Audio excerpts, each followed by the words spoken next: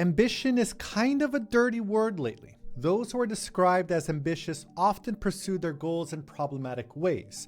They screw people over, they exploit someone or another, and they have some unprocessed childhood trauma that urges them towards an imagined end of their suffering. If you have high financial ambitions, that's a sign that there's something really wrong or even evil with you, as you should have just enough for yourself to live comfortably and no more, or else you're a capitalistic, materialistic monster. Billionaires are evil and shouldn't exist, so let us pull out our pitchforks and knives and eat the rich. Now, we've been given many cautionary tales about people who have pursued success at all costs with kind of anti-Cinderella messaging. While Cinderella is chosen by the aristocracy and the supernatural and given a happily ever after, those that aren't chosen but who attempt to will their way to a happily ever after often will be punished for their pride. So this great book here, The Red and the Black, can be viewed as such a cautionary tale, as the main character, Julian Sorel, pretty much fucks his way to the top by seducing women who don't have power themselves, but who do have a hold over the men that love them dearly. And I am not used to stories like this. We often hear about women who use their sexuality to advance in life, and that's often looked down upon. And so to see it in a male character is really refreshing and inspiring. Who do I gotta sleep with to get rich and famous? Any volunteers can leave their names and net worth in the comment section below. I'm joking, obviously. I know that this isn't the life for me. Julian is able to achieve it because he's young, androgynous, and hyperliterate, and I'm none of those. And his story isn't one that I think would really work today. I mean, it's so not with the times. He's a son of a carpenter. He doesn't have a mother figure. His father despises him and abuses him. His two brothers work with their father while Julian hides and he reads his favorite books about Napoleon. His brothers hate him so much that they beat him nearly to death when they see him out in the streets. His situation, obviously, is a fuel for his ambition. He needs to get out of this situation and get out fast. What's so weird about this book is that his traumatic childhood is only given like 4 sentences, barely any attention at all. When he pursues his ambitious goals, he doesn't hyper-focus on how he's been traumatized, how the world is unfair to him, how neurotypicals make it difficult for him, and how billionaires are evil. He just pushes forward with his plan. Now, if a modern writer were to retell the story, I think we'd hear a lot more about how he's been harmed, how his trauma is part of his identity and he can't get rid of it. Now, what makes this book so interesting to me, and something that I think is still highly relevant today, is the sense of resentment of your current generation. A major idea in this book is that if Julian was born just like 20 years earlier or so, when Napoleon came to power, then his low status as the son of a carpenter wouldn't be a hindrance to him. His courage and his intelligence would be well rewarded. Now, however, he's born too late. Napoleon isn't to be talked about anymore, and Julian's talents just don't really have the opportunity to be recognized. Does this sound at all familiar to you? The good old days, eh? Things were so much better back then. Times are so much worse now, aren't they? Do you remember when men used to be men?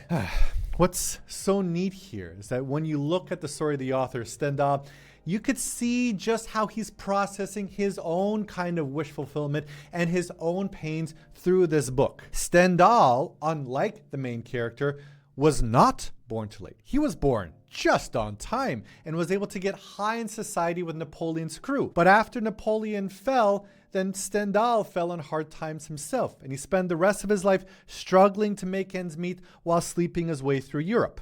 Of course, he would write about a brilliant, young, and beautiful man after the fall of Napoleon, trying to find a way to advance in society by banging all the hottest women and getting rich from it. It kind of reminds me of Matt Damon writing his own character in Good Will Hunting, being super smart, smarter than everybody, and able to recite passages from books verbatim with their page numbers. Yeah, sure, buddy.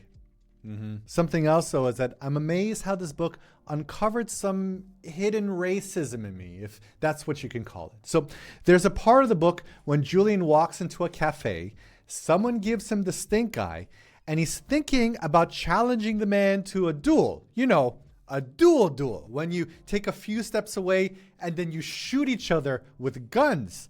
It's insane. He was gonna kill a man for just looking at him funny. But in this book, I could understand why. He needs to defend his honor so that people look at him with respect, or else he won't be able to thrive in society. And at that moment, I realized how little thought I gave to gang violence. Now, this image that I got from rap music in the 90s was that if you step on someone's shoes, you're gonna get shot for it. Mobb Deep's Shook Ones terrified me.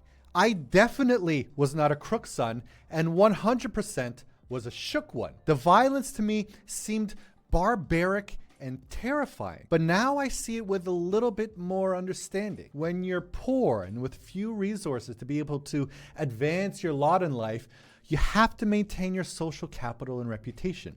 It's something that's been part of humanity for a very long time. Violence is a very reliable path to advancement, which is why Julian feels so frustrated as the violent Napoleonic path to career advancement is no longer on the menu. And this is where the title of the book comes in, The Red and the Black. And it's not explicitly mentioned in the book, which is kind of sad because I love it when a book mentions its own title in the book, and I really didn't get that pleasure here. Anyhow, the red and the black represent the red coat of the army and the black frock of the church. Julian doesn't have access to advancing through the army anymore, and so he chooses the black frock. What's neat here is that he's not really Christian. He just read and memorized the Bible in Latin, and he gets his foot in the door by being able to recite lines from it at command. Pick a page, any page, and I'll tell you what it says verbatim. It's a very neat parlor trick, this performance of language that is his path to fame and fortune, and I'm sure that you could see some of that in today's world as well. Julian's Christian virtue signaling isn't far off from today's virtue signaling. You have to say the right things and use the right words in order to move forward in life. Speak the language of the current ideology while it's still fresh. Say the wrong words and you might get canceled. Now, as somebody who grew up devoutly Catholic and as someone who actually once dreamed of being a priest way long ago when I was a young boy and terrified, absolutely terrified of going to hell, then seeing the church talked about in this way was just so neat. It was really neat.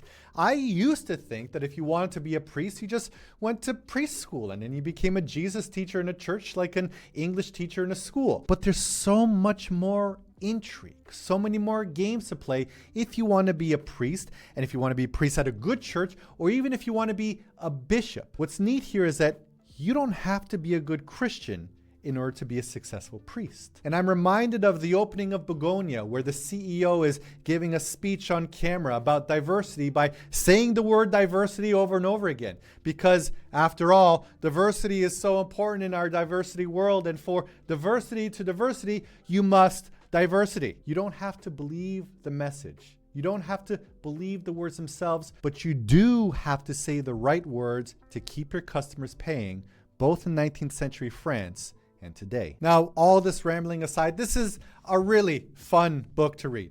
I loved being in this world. Watching Julian's disastrous relationships where nobody trusts anybody and everyone is trying to manipulate each other.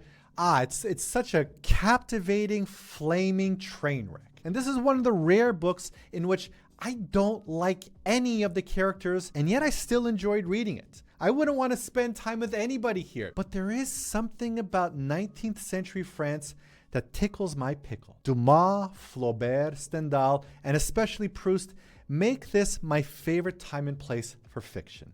So give this book a chance if you haven't read it yet. Otherwise, if you want to get more out of your reading experience and to remember more from your book, check out the ReadingRate app. When I was writing the script, I completely forgot about the gang violence connection, and if I didn't look back on what I wrote in the app, that idea would be lost to me. I have forgotten so much of what I read in my life. And so I built this app to make sure that these ideas can stay with me longer. Download it at readingrate.com/app. And now I'm reading Ben Lerner's Transcription, which was all the rage on Twitter a couple weeks ago, and it's actually the newest book in my library as it was published this year. I have a lot to say about it already, and I'll talk about it soon. And until then, download my app, download the app. Thanks. Bye-bye.